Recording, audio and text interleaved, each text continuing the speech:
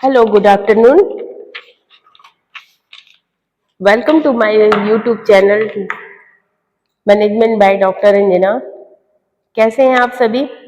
Weather change हो रहा है, उसके अकॉर्डिंगली सबको कफ एंड कोल्ड भी हो रहा है, फीवर भी आ रहा है, लेकिन प्लीज सब अपना प्रिकॉशन रखें, है ना। इतना ही मैं बोल के आगे अपना वीडियो स्टार्ट कर रही हूँ। तो हम लोगों ने इससे पहले के वीडियो में हैजार्डियस प्रोसेस को समझा था कि एक्चुअली हैजार्डियस प्रोसेस होता क्या है। हैजार्डियस प्रोसेस मीन्स होता है वो डेंजरस ऑपरेशन जो कि फैक्ट्री में किए जा रहे हैं। तो उस डेंजरस ऑपरेशंस को करने के लिए क्या होता है, हमारे पास एम्प्लॉयज में बहुत सारे एक्सीडेंट्स हो सकते हैं, उसके उसके साथ इंजरीज हो सकती हैं। तो ऐसे केसेस में एम्प्लॉयज को तो कुछ भी नहीं मिल रहा है, एम्प्लॉयर क्या कर रहा है, उसका बेनिफिट ले रहा है। अब इस ऐसे केसेस में फैक्ट्री के ऑनर को क्या करना होगा। फैक्ट्री एक्ट ने, गवर्नमेंट ने फैक्ट्री एक्ट के अंदर जो बनाया है, स्पेशल प्रोविजन दिए हैं हैजार्डियस प्रोसेस में।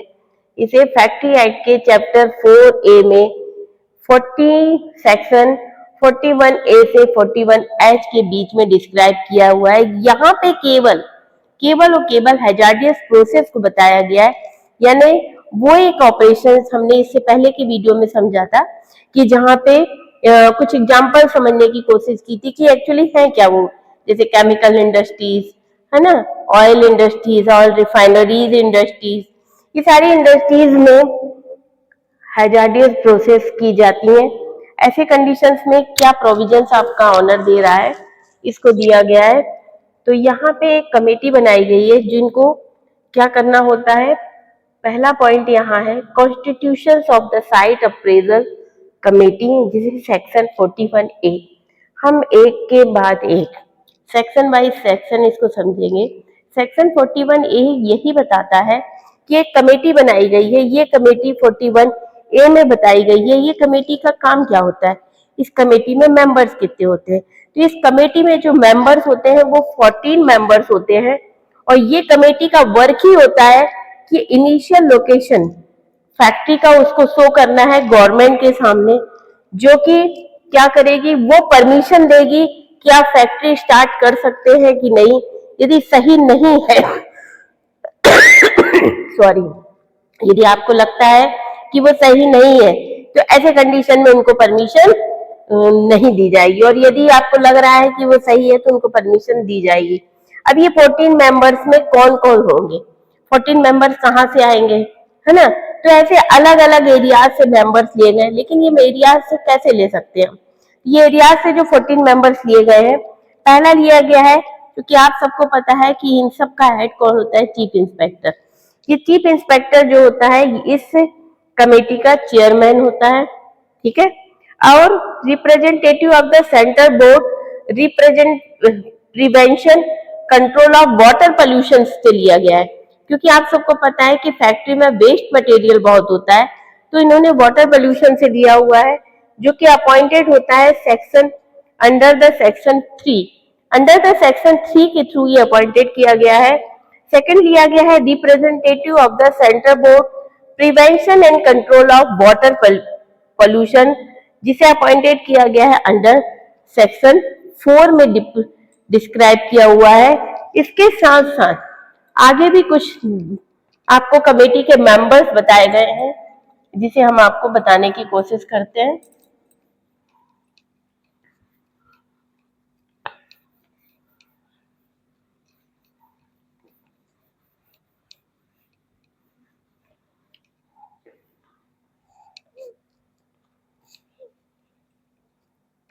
Representative of the central board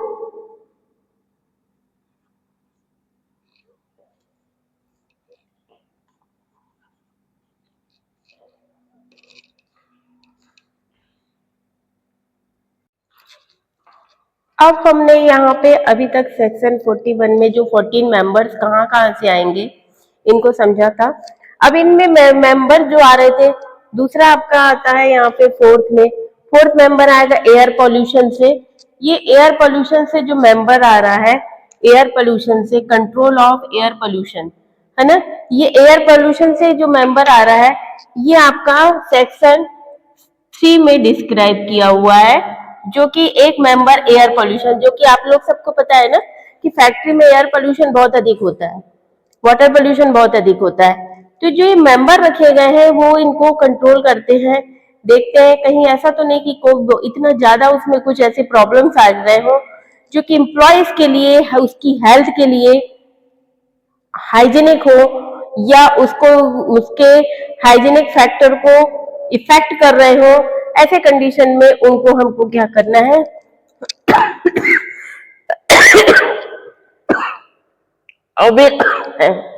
दूसरा है representation of the central board air pollution.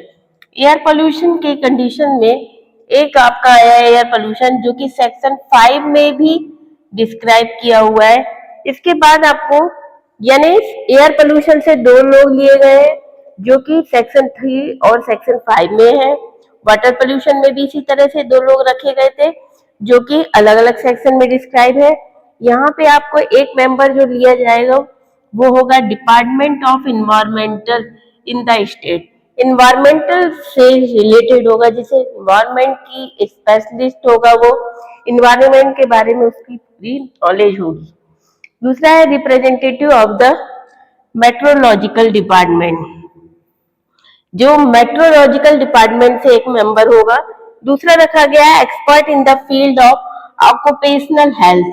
Occupational health जो कभी कभी ऐसी प्रॉब्लम्स आ जाती है, जैसे अभी कोरोना टाइम पे आया, तो उसकी उसके बारे में पूरी प्रिकॉशंस हो, उसको पूरी उसकी जानकारियां हो, उसको पता हो कि कैसे उसको हैंडल करना है, उसके वर्कर्स को कैसे कैसे वो डील किया जा सकता है। दूसरा है representative of the town planning department. Town planning department means होता है कि कभी कभी कुछ स्पेशल एरियाज में कुछ स्पेशल डिजीजेस ज्यादा इफेक्टेड होती हैं, तो ऐसे व्यक्ति जो कि एक लोकल अथॉरिटी से होता है, यानी लोकल एरियाज से होता है, जिसको उसकी पूरी जानकारी होती है अपने एरियाज की, और उन 14 मेंबर्स में वो लोकल मेंबर रहेगा, जो कि क्या करेगा, गाइडलाइन करेगा, बताता रहेगा। इसके बाद है scientist having the specialised knowledge of the hazardous process. एक पर्सन होगा, वो साइंटिस्ट होगा, वो क्या होगा, साइंटिस्ट होगा।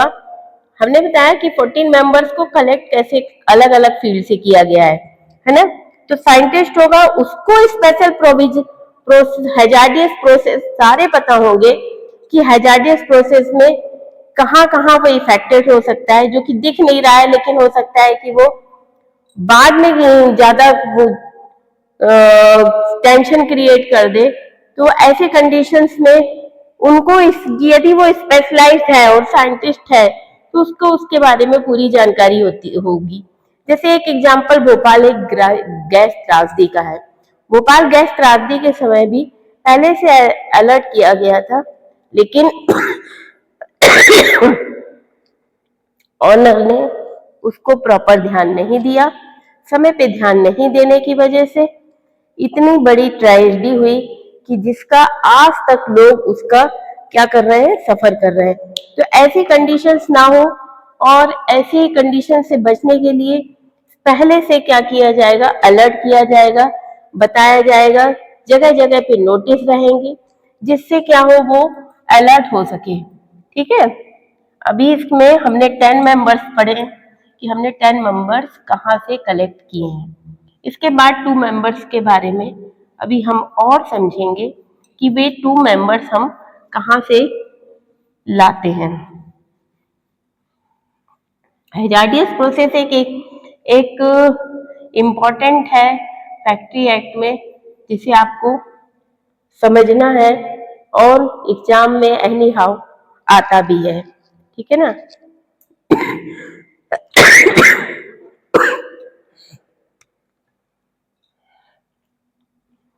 जो नेक्स्ट एक मेंबर है वो आपका लोकल अथॉरिटी से होगा।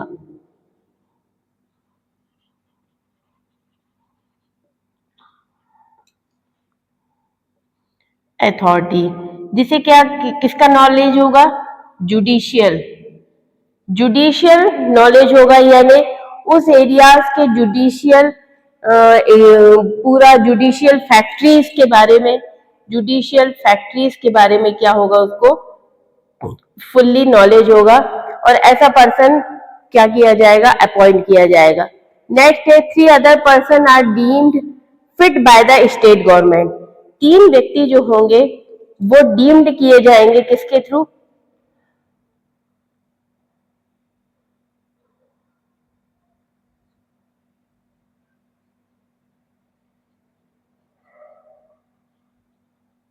डीम्ड थ्रू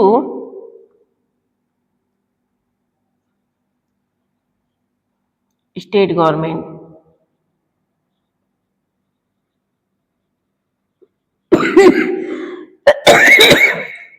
तीन व्यक्ति जो होंगे, यानी 3 पर्सन जो होंगे वो स्टेट गवर्नमेंट के द्वारा होंगे। पहला जो होगा, it shall make it's recommendation.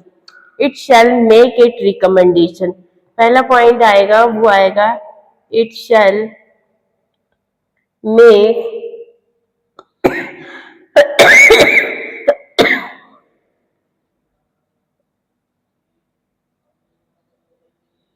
Recommendation.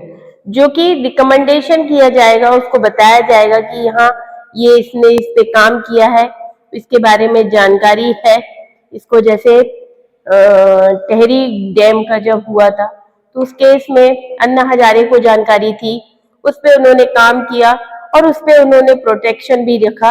इस तरह से कई एक, ये तो इन्वायरमेंटल से रिलेटेड बात हुई, लेकिन फैक्ट्रीज में भी कई एक ऐसे पर्सन होते हैं जिन्हें किसी स्पेशल वर्क या टास्क के लिए उनको स्पेशल नॉलेज होता है, उन्होंने उस पर काम किया है, उस पर वर्क किया है, तो वो उस बारे में अच्छी तरह से नॉलेजेबल है। नेक्स्ट आपका आता है टू द 5G। ठीक है, अब यहाँ पे आपने SG, फिर within a period of 19 days of receipt of such application in the prescribe form. 19 days के प्रिस्क्रिप्शन फॉर्म में एप्लीकेशन,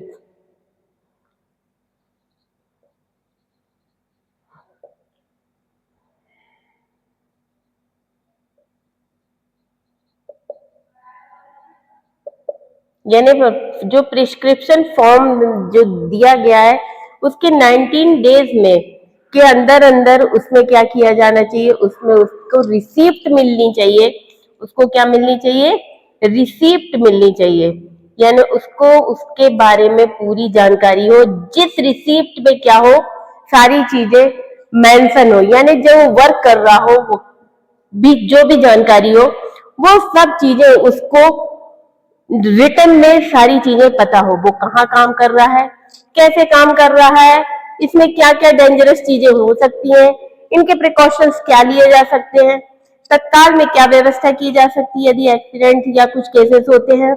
और वो सारे केसेस के अलावा वो एम्प्लॉयज अलर्ट भी रहे, उसको नोटिस भी दिया जा सके, जिसमें वो टाइम टू टाइम उसमें प्रिकॉशन ले सके।